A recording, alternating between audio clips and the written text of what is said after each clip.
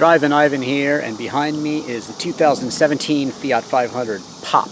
Now, it's been many years since I've gotten behind the wheel of a Fiat 500 to review it, so I'm looking forward to getting back in, seeing what's new, seeing what's the same, and seeing if I'm still impressed. Let's find out.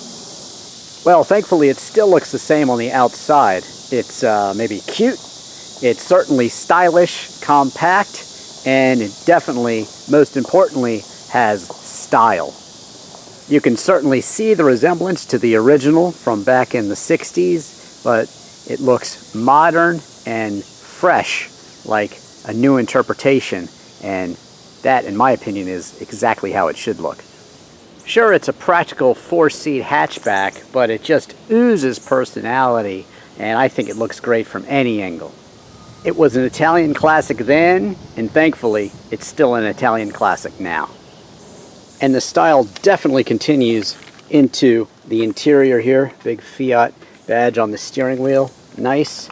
You've sort of got the Alfa Romeo placement of the gear shift. In this place, it's actually automatic, but you've got these great stylish seats. Just check out the tops of them.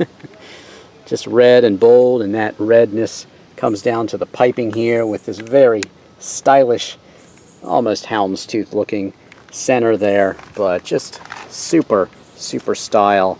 And even the 500 there, very nice. And all the way across, it's black and gray combined beautifully on the dash here, and this is great. You now have an infotainment screen. That's certainly something new from the model I tested many years ago, and very welcome. But just a really attractive, tidy, and as you'll see in a second, tech-savvy interior. Tech-savvy, I say, because you've got a charger, and you've got your USB inputs. I like to have a jump drive with all my tunes on it, or you can even download the books to it, and that's really nice to have all that much storage. And of course, you can hook up your smarter iPhone as well. But they didn't forget comfort totally. You've got a couple cup holders here, a real handbrake, and more comfort here. You actually have two armrests that you can fold out of the way if you like. Those are nice to have. The automatic climate control is nice to have with the power windows as well. And then, like I said, the infotainment screen. Look, there's a sport button too, more on that later. But this is a great addition. The infotainment screen, you can go ahead and check out your media, and it actually has navigation as well. And there's a way to pair your phone, of course, and you can control the Bluetooth here, and also your cruise control here. And then this being a Fiat Chrysler product, well, you get the buttons behind the steering wheel to control the channel and volume of the radio as well. Nice.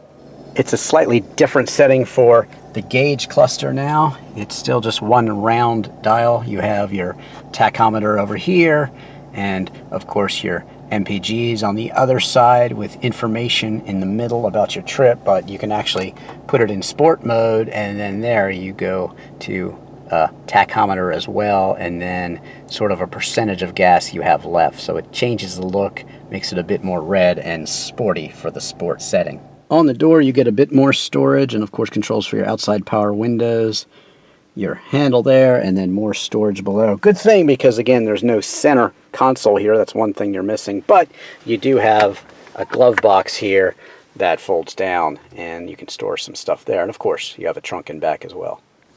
Access to the back seats is easy. Just flip that forward, and then you can get out back, and that nice red seat is carried over back there. Very cool, along with the cool seats, and you get a couple cup holders back there as well. So all in all, I think you get good levels of tech and certainly comfort as well for a very fair price, but mostly you just get really super cool styling as well. Open up the trunk, and you can see that even with the seats in place, you do have a decent sized trunk for such a small car. You've got a speaker for tailgating as well. Check out my disc golf discs here. If you like disc golf, check out my videos on that. But a very capable trunk, even with the seats up. Of course, it's very easy to release them and pop them down. And when you do, you get much, much more storage. Power comes from a 1.4 liter single overhead cam 4-cylinder engine that produces 101 horsepower at 6,500 RPMs and 98 pounds-feet of torque. That's good for a 0 to 60 time of right around 9 seconds.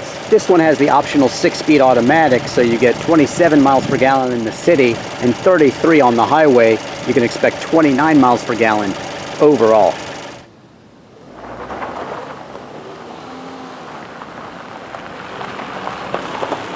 So the 2017 Fiat 500 Pop starts out at $14,995. Now, they've made a big deal about dropping the prices for 2017 and including more. What do you get? What is more? Well, you get standard cruise control. You also get 2 USB inputs. Actually, one is in the glove box, so that's good.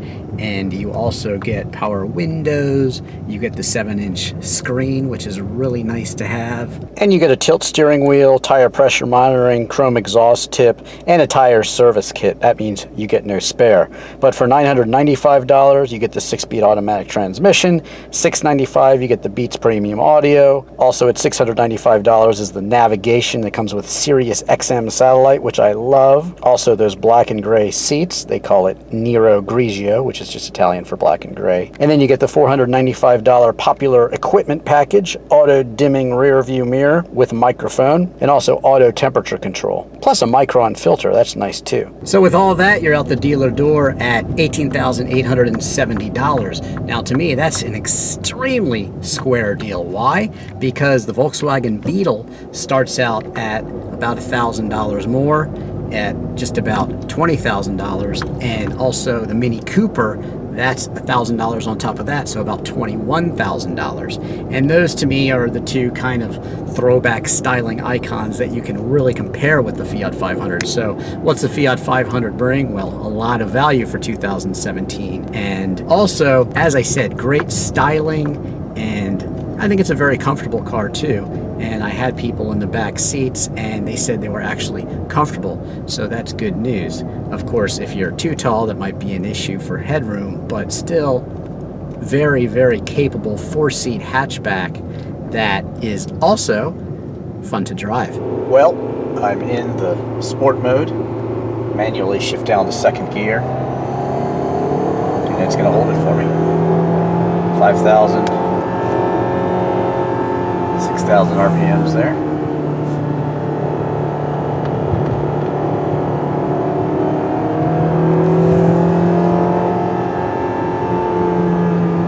Nice engine tune. Sounds Italian, and that's good.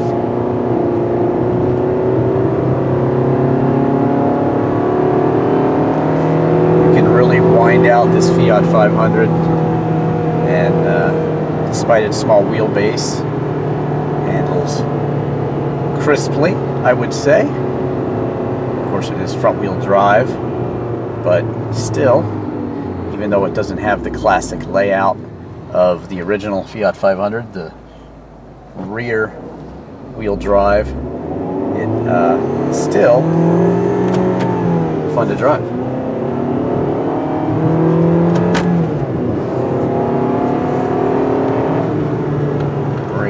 Turn in. Little kind of rubbery elastic feel on the steering wheel, but still very responsive, and you can certainly tell where you're placing this little Fiat 500. It gives good enough feedback. Of course, it's no Porsche or a real high performance sports car. If you want more steering feel, then of course you want to get an Abarth edition. I have reviewed that one, the older version. Check that one out elsewhere on YouTube. That one's very raspy and loud, much louder than this one, but still, remember, this is the entry-level Fiat 500, and it doesn't fail to deliver some fun on your favorite back roads, and that's what you want. Well, on the highway, comfortable with the air conditioning on right now, listening to my favorite Sirius XM channels. And it's got an all setting here too, so you can just have all your favorite channels right there and you can pick them, and that's nice. Show all your presets at once. Got the cruise control set, and really everything you want and need, this Fiat 500's got it. It's an interesting sort of shape to the car, of course, and it feels a bit like maybe a VW Beetle, first generation. It's a bit domey in that the windshield feels pretty far away from you. That affords you great visibility. Notice that the side view mirror here, it's regular, and then it has this little wider section, which is really handy, and really shows you everything back there. Not sure why they didn't put it on this side too, but it's a nice feature. Tweeter in the A pillar there, and plenty of visibility all around. You can see those cool red topped seats.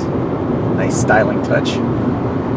Fiat 500 is all about style, and the seats do not disappoint. Checking out the night look here on the Fiat 500.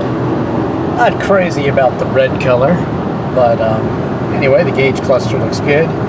And that brings me to my Drivin technology integration score, which I actually give high marks to this Fiat 500. Everything falls easily to hand, very easy to use the tech, and I'll give it a very strong 9 out of 10. Now, not only is it fun to drive, but of course you have that Italian flair and styling. It really does pop. It makes a statement.